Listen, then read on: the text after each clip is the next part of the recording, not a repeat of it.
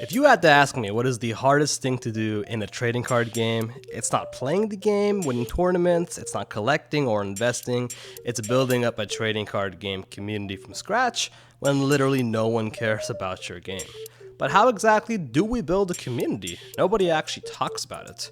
Well, in today's video, I'll talk about how to build up your own local trading card game community, get people into a game, and how I did it with the card game Cryptid Camp.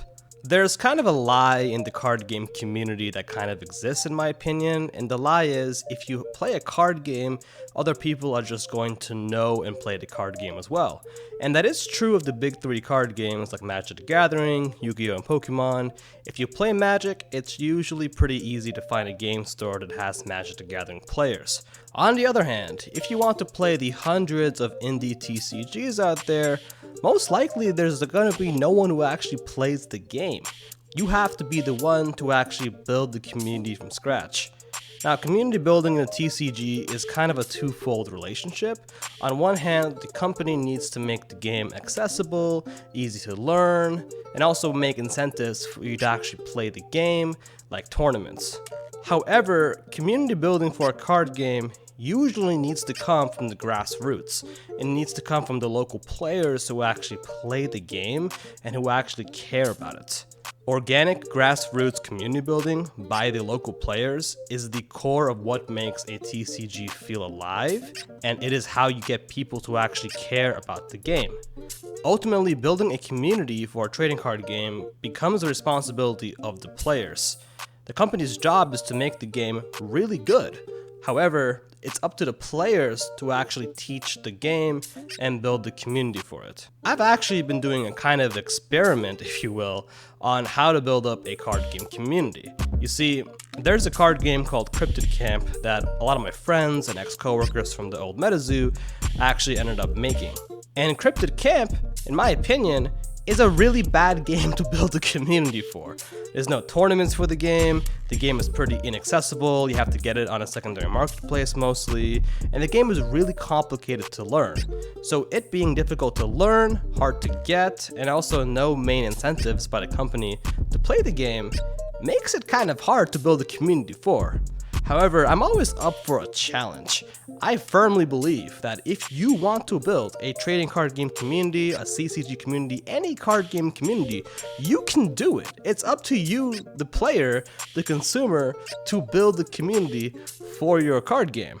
And that is what I did with Cryptid Camp. I ended up having nobody who plays the game around me, teaching myself to play the game, and then slowly building up enough people to host a little 4-person tournament for the game, which was the first ever streamed tournament for Cryptid Camp, which was a lot of fun.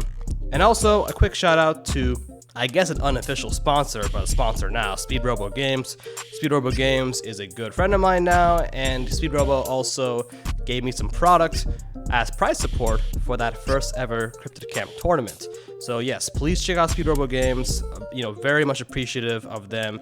And hey, Speedrobo Games sponsored me before Cryptid Camp sponsored me, so really appreciate that, guys. I'm not gonna lie.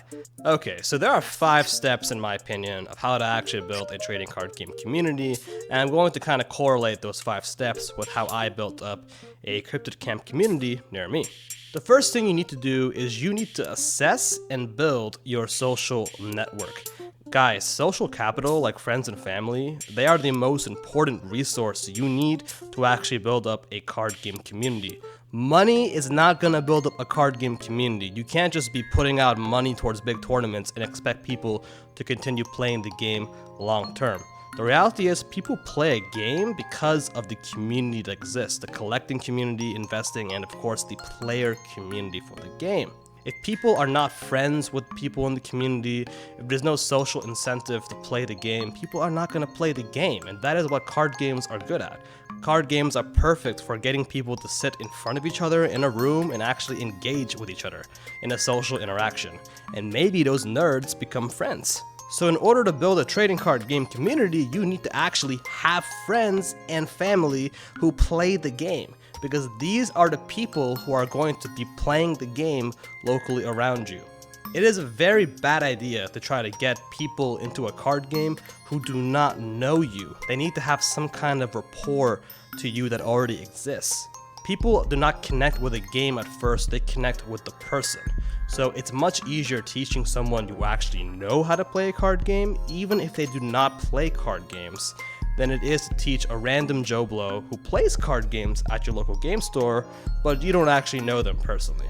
If you have no friends and you have no family, well, kinda sucks to be you first of all, very sorry to hear that, but you can get friends and can get family. I used to have basically no friends also, so it's possible to become social and get friends. The easiest way to build up a social network, if you don't have a social network already, is to go to local game stores, talk to people, and actually learn other card games. You have to actually learn card games and board games and do other social activities. Maybe that girl from dance class may be willing to learn Yu-Gi-Oh! Who knows? So you have to actually go out there and engage with people and build up that social network. Now, for me personally in this case study, I have a pretty decent social network because I've been social across the years, I've played different card games, and I have, phone numbers, people I can call, coworkers, nursing students, whatever, to actually learn the card games with me.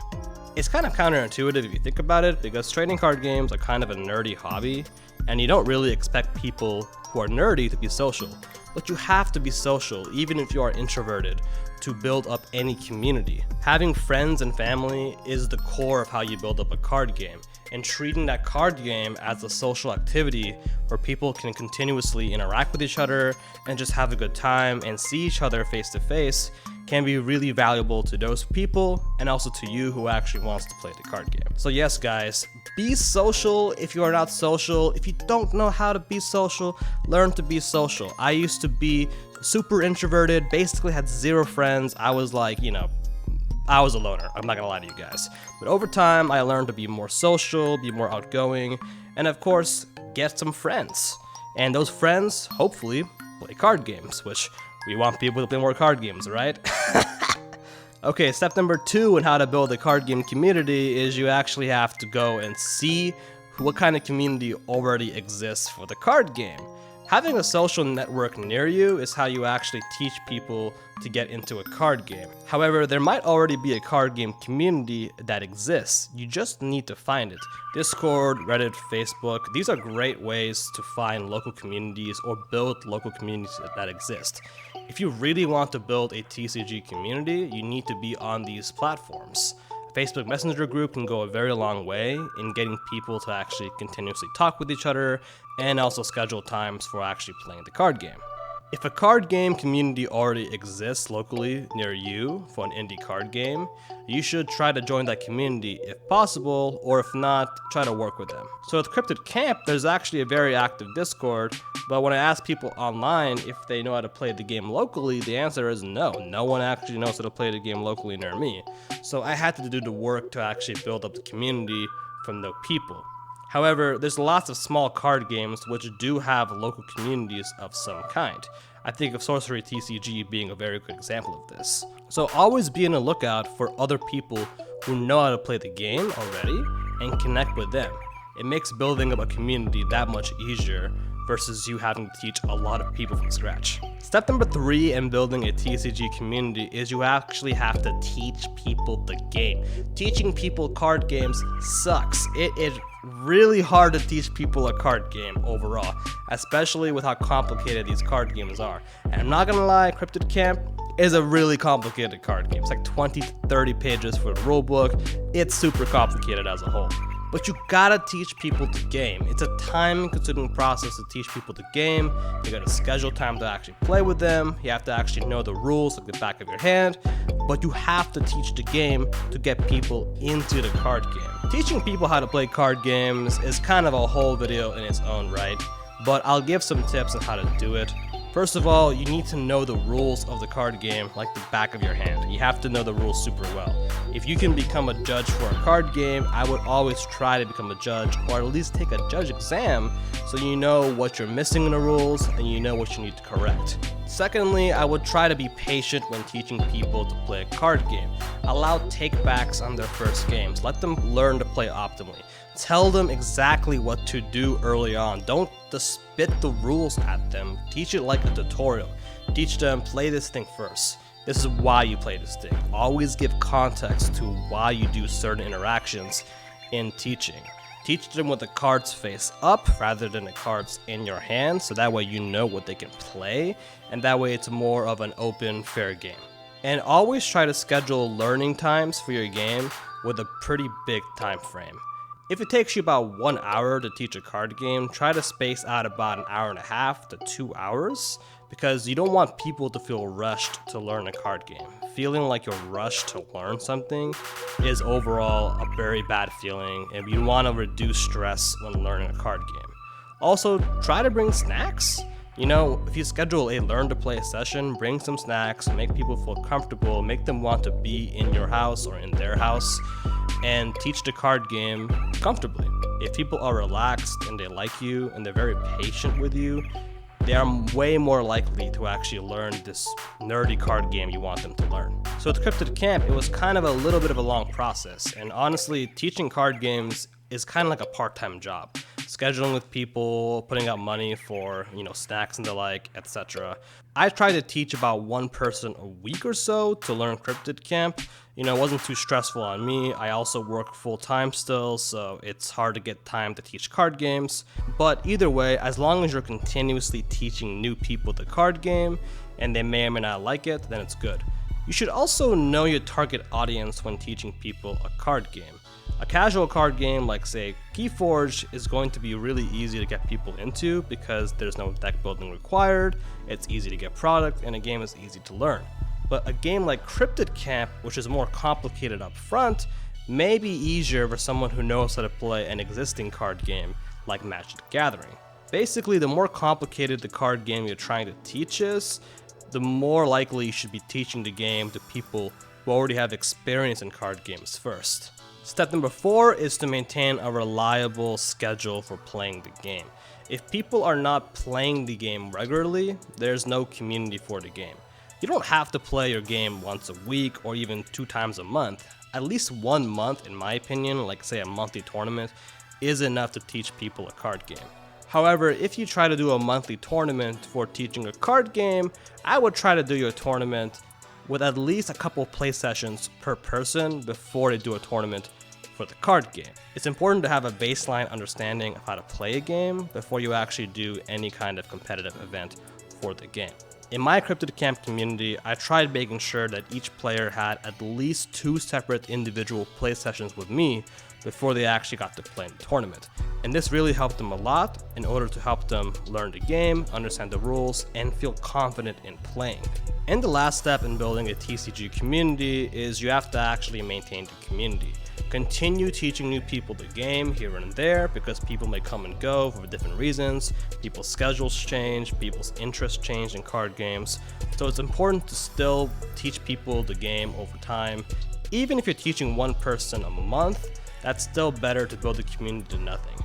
The goal is to teach people who are loyal to you, the individual, rather than just the game. And once people actually learn the game and like the game enough because of you, they may actually buy a product for the game and continue enjoying the game. I'm very lucky because everyone who I've taught the game actually likes the game overall. I chose a good target audience for the game, and these guys are all my friends. And ultimately, a couple of them have actually bought their own product for Cryptid Camp, which is a sign that they actually enjoy the game. So to conclude the video, building up a trading card game community is very hard. It's not easy. It's basically a part-time, even a full-time job to build up any trading card game community, but it is super worth it if you do it correctly. Being able to socialize with your friends more regularly, being able to play a game you like, engage, collect, trade, it's super fun. And honestly, community is what makes card games special. They are one of the best community builders, in my opinion, of any product I've seen, and it's why I continue to still love and play card games today. If you like Cryptid Camp, I'm going to be doing more Cryptid Camp content soon, so if you're curious on that, feel free to check that out. And of course, I'm going to still be producing videos normally whenever I can. And thank you to Speedrobo Games for sponsoring my Cryptid Camp tournament. Again, there was a lot of fun, and I'll be putting up that tournament stream later on. Well, that's it for now, guys. Thank you very much. I'll see you next time. Peace.